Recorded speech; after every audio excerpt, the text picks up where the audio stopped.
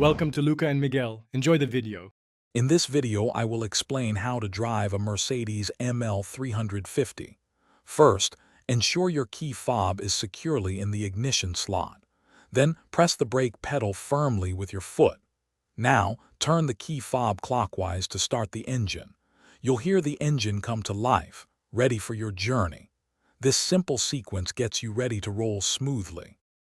Once the engine is running, it's time to select your gear. The ML350 uses a convenient column-mounted gear selector. Push the stalk up for reverse or pull it down for drive, depending on your direction. To engage park, simply press the button on the end of the stalk.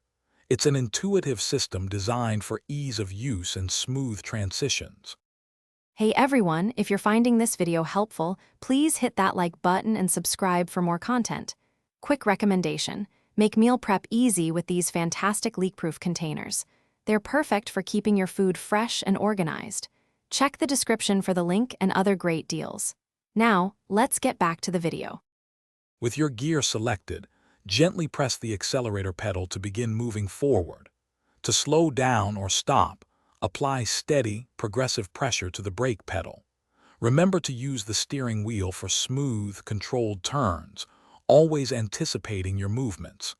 The ML350 offers a comfortable and responsive driving experience, making every journey enjoyable.